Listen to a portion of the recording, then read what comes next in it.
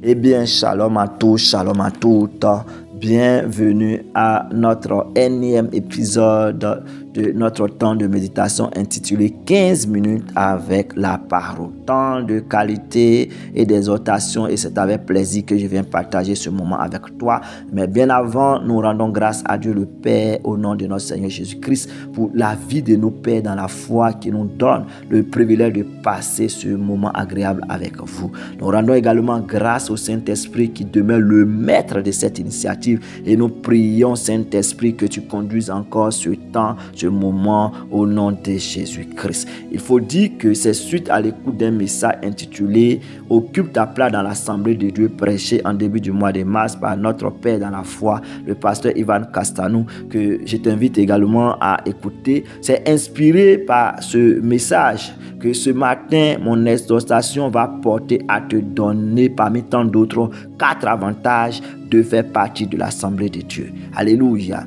Ce que nous devons comprendre est que de même que chaque nation a son assemblée, chaque royaume ou peuple a son assemblée, le royaume de Dieu a également son assemblée. Et avant de définir ce que c'est que l'Assemblée de Dieu, de te donner les 4 avantages et de te dire comment faire partie donc de l'Assemblée de Dieu, je vais t'inviter à prendre ta Bible dans le livre de Psaume 82, verset 1a, version seconde 21.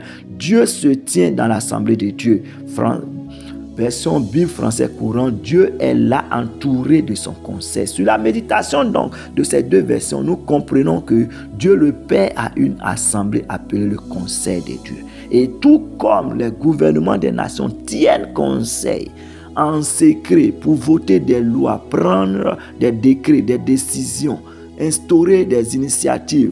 Ainsi, l'Assemblée de Dieu, alléluia, c'est le lieu secret où ses serviteurs entrent pour discuter, pour échanger, pour parler, pour prendre des décisions, des décrets avec lui. Cela donc dit, ce matin, je vais te dire premièrement que lorsque tu fais partie du conseil de Dieu, tu reçois le pouvoir de stopper les mauvais desseins des autorités ou des gouvernants de ce monde, et tu deviens la réponse à une situation d'un peuple. Alléluia. Tu deviens la réponse à la situation d'un peuple. Daniel le chapitre 2, la Bible dit que le roi Nebuchadnezzar va faire un songe qu'il va oublier, et il va demander à ce que les sages lui rappellent le songe et de lui donner l'explication. Les sages ne pouvant pas y arriver, la Bible dit, Daniel 2, verset 13, le décret ordonnant la mise à mort des sages fut proclamé, et l'on recherchait Daniel et ses compagnons pour les exécuter. La Bible dit que alors Daniel va apprendre cela, et au verset 17, Daniel rentra ensuite chez lui, exposa la situation à ses compagnons. Au verset 18, il les invita à implorer la compassion de Dieu.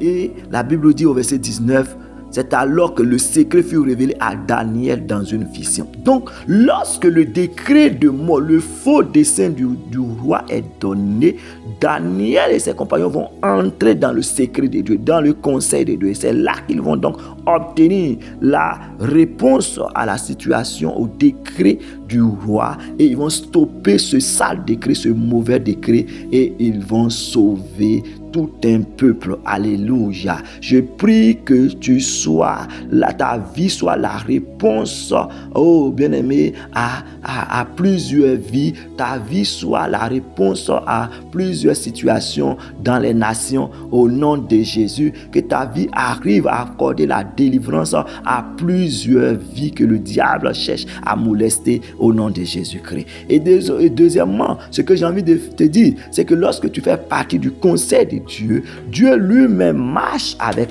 toi et tu deviens un guide. Oh, dis avec moi, un guide pour tout un peuple. Gloire à Jésus-Christ. Tu deviens un guide pour plusieurs. La Bible dit dans le livre donc de Exode chapitre 33, la Bible dit au verset 14, Il est écrit, l'Éternel répondit, je marcherai moi-même avec toi et je te donnerai du repos. Moïse lui dit, si tu ne marches pas toi-même avec nous, ne nous fais pas partie d'ici. Verset 17, l'Éternel dit à Moïse, je ferai ce que tu me demandes parce que tu as trouvé grâce à mes yeux. Lorsque donc tu fais partie du conseil de Dieu, frère, Dieu marche avec toi et tu deviens un guide pour plusieurs, pour les emmener dans leur destinée. Alléluia. Pour les faire rentrer dans leur destinée. Amen. Gloire à Jésus-Christ. J'ai envie de dire troisièmement que lorsque tu fais partie du conseil de Dieu, tu reçois le pouvoir de détourner la colère de Dieu. Dans le livre de Exode chapitre 32, la Bible dit que lorsque le peuple d'Israël fait le veau d'or, cela va irriter Dieu au point donc que Dieu va décider de détruire le peuple. Mais la Bible dit que, Exode 32, le verset 11, Moïse implora l'Éternel son Dieu et dit, pourquoi Éternel ta colère s'enflammera-t-elle contre ton peuple? Et la Bible dit, il dit, renonce à ton ardente colère et reviens sur ta décision de faire du mal à ton peuple. Verset 14, l'Éternel renonça alors au mal qu'il avait déclaré vouloir faire à son peuple. Amen. Donc quand tu entres dans le conseil de Dieu, tu reçois le pouvoir de détourner la colère de Dieu. Alléluia, je prie que cela soit ton partage au nom de Jésus-Christ de Nazareth. Que tu sois cet homme qui détourne la colère de Dieu sur les nations, sur les continents, lorsque quelqu'un péchera contre Dieu. Amen, amen, amen. Et j'ai envie de dire quatrièmement que lorsque tu fais partie du conseil de Dieu, mon frère, tu reçois le privilège de parler bouche à bouche avec Dieu. Et Dieu ne prend aucun décret sans te consulter sur la terre. Alléluia. Gloire à Jésus. Exode 33, le verset 11, il dit, l'Éternel parlait avec Moïse bouche à bouche comme un homme parle à son ami. Oh, je prie que cela soit ton partage, que le Seigneur parle bouche à bouche avec toi, que tu deviennes l'ami de Dieu parce que tu fais partie du conseil de Dieu au nom de Jésus-Christ de Nazareth. Et dans Genèse 18, verset 17, il dit, cacherai-je à Abraham ce que je dois faire? Dieu devrait accomplir quelque chose. Il devrait détruire Sodome et Gomorrhe. Et la Bible dit qu'il ne pouvait pas détruire Sodome et Gomorrhe sans avertir Abraham. Alléluia. Parce que Abraham faisait partie de son intimité, de son conseil. Je prie que cela soit ton partage, que tu sois un intime de Dieu, que Dieu ne prend aucune décision sur une nation sans te consulter au nom de Jésus. Que cette grâce de pouvoir négocier avec Dieu comme Abraham l'a fait s'attache à toi au nom glorieux de Jésus-Christ de Nazareth. Et j'ai envie de dire également à quelqu'un, tu vas me demander certainement comment faire partie de l'assemblée de Dieu. Je vais te dire, deviens premièrement un intercesseur de taille. Exode 32 verset 11, nous l'avons lu tout à l'heure. La Bible dit, Moïse implora l'Éternel. Oh, alléluia, son Dieu, et dit, pourquoi Éternel ta colère va s'enflammer? Et la Bible dit au verset 14, l'Éternel renonça alors au mal qu'il avait déclaré faire à son peuple. Alléluia. Pour faire partie du conseil de Dieu, devient un puissant intercesseur. Dis à ton frère, un performant intercesseur au nom de Jésus-Christ. Alléluia.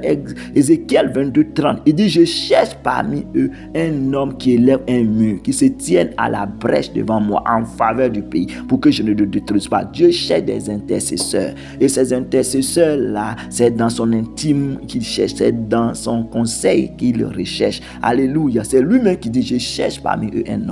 Dieu te cherche, il te recherche dans son intime, dans son conseil. Alléluia. Amen, amen. Et j'ai envie de dire également, bien-aimé, pour faire partie du conseil de Dieu, il faut devenir un vrai adorateur. Jean chapitre 4, verset 23 à 24, l'heure vient et elle est déjà venue où les vrais adorateurs adoreront le Père en esprit et en vérité. Il faut comprendre que ceux que le Père recherche, ce sont des vrais adorateurs. Ceux qui recherchent dans son conseil, ce sont des vrais adorateurs, pas n'importe lesquels. Ceux qui sont revêtus de l'homme céleste, qui adorent en esprit et en vérité. volonté. Cela nous emmène à tuer la chair et à faire grandir l'esprit en nous par le jeûne et par la prière. Il faut faire partie également du conseil de Dieu. Il faut rechercher le cœur de Dieu. Et je vais insister là en disant, dans Actes chapitre 13, verset 22, il dit, j'ai trouvé David, fils de Jessé, un homme selon mon cœur, qui fera toute ma volonté. Alléluia. Il faut rechercher la volonté de Dieu en tout, quand tu veux donc avoir le cœur de Dieu pour faire partie de son conseil. 1 Samuel 23, verset 2, la Bible dit que David demande à l'Éternel, est-ce que j'irai-je? Alléluia. Il dit, David consulta l'Éternel en disant, dois-je y aller? Est-ce que je battrai les Philistins? L'Éternel lui répondit, vas-y, tu battras les Philistins et tu délivreras Keïla. Alléluia. Donc, il faut rechercher le cœur de Dieu en recherchant donc la volonté de Dieu dans tout ce que tu fais. Amen, amen. Rechercher le cœur de Dieu renvoie aussi à devenir un homme repentant, comme David l'a fait dans le psaume 51. Alléluia. Dans le psaume 51, David dit, oh Dieu, aie pitié de moi. Alléluia. Il sait qu'il a péché. Oh Dieu, fais-moi grâce conformément à ta bonté, conformément à ta grande compassion. Efface mes transgressions. Lave-moi complètement de ma faute et purifie-moi de mon péché. Car je reconnais mes transgressions et mon péché est constamment devant moi. J'ai péché contre toi seul. J'ai fait ce qui est mal à tes yeux. Alléluia. Il faut être un homme repentant, d'un cœur sincère. Et donc pour rechercher le cœur de Dieu également, qui fait partie de comment faire partie de l'assemblée de Dieu, il faut être un assoiffé de Dieu. Un assoiffé de Dieu. Psaume 42, verset 2, 3 et qui suit, la Bible dit, il dit, comme une biche soupire après des cours d'eau, ainsi mon âme soupire après toi, ô Dieu. Mon âme a soif de toi, du Dieu vivant. Donc pourrais-je me présenter devant Dieu? Mes larmes sont ma nourriture jour et nuit. Alléluia. Donc David soupirait, il pleurait parce qu'il soupirait après la présence de Dieu. Il faut rechercher le cœur de Dieu en soupirant, en étant un homme assoiffé. Alléluia. Également, je vais terminer pour dire que il faut également être un homme reconnaissant et discipliné. Psaume 103, à partir du verset 1, 2, 3 jusqu'à 5, il dit, mon âme bénit l'Éternel et n'oublie aucun de ses bienfaits, car c'est lui qui te rassasie de bien. Alléluia. Donc, il faut être un homme reconnaissant et discipliné. Cela est très important pour avoir le cœur de Dieu et faire partie du conseil de Dieu. Je vais terminer donc en conclusion pour dire à quelqu'un que il y a vraiment des avantages de faire partie du conseil de Dieu. Et il faut comprendre que lorsque tu fais partie du conseil de Dieu, tu reçois le pouvoir de stopper les mauvais, nous voyons aujourd'hui ces mauvais décrets qui sont pris par les gouvernements et autres. Donc tu reçois le pouvoir de stopper ces mauvais desseins des autorités, les mauvais décrets des autorités. Lorsque tu fais partie du conseil de Dieu, évidemment, alléluia, Dieu marche avec toi et tu deviens un éclaireur pour plusieurs, un guide pour plusieurs, une lumière pour plusieurs, selon qu'il est dit que nous sommes la lumière du monde. Alléluia. Et aussi, lorsque tu fais partie du conseil de Dieu, alléluia, gloire à Jésus-Christ, évidemment, frères et sœurs, tu vas recevoir le pouvoir de détourner la colère de Dieu, comme Moïse a détourné la colère de Dieu contre le peuple d'Israël. Également, tu vas parler bouche à bouche avec Dieu, comme Moïse parlait bouche à bouche avec Dieu, comme Abraham parlait bouche à bouche avec Dieu. Alléluia. Et Dieu ne fera rien dans une nation sans t'avertir, sans te consulter, sans t'informer. Dieu ne fera rien dans ta famille sans que tu ne sois informé. Aucun événement ne surviendra sans que tu ne sois informé. Alléluia. Amen, amen, amen. Et évidemment, il faut en conclusion que tu saches aussi que comment faire partie de l'assemblée. Il faut devenir un intercesseur véritable, il faut devenir un vrai adorateur et il faut rechercher évidemment le cœur de Dieu. Amen, amen, amen. Père de grâce, nous te bénissons pour ce message. Merci parce qu'il tombe dans une bonne terre, dans un bon cœur, et que ce message porte du fruit, et que ce message édifie quelqu'un qui l'entendra, et que ce message, Seigneur, puisse inspirer quelqu'un à soupirer après toi, afin d'être intime en toi, afin de faire partie désormais de ton conseil, afin d'avoir ton cœur et d'être approuvé de toi. Et comme tu as dit de David, j'ai trouvé David, l'homme selon mon cœur. Je prie que quiconque entendra ce message, que cette voix retentisse en lui de vouloir devenir comme David, l'homme selon ton cœur. Au nom de Jésus-Christ de Nazareth, nous avons prié. Nous disons Amen, Amen et Amen.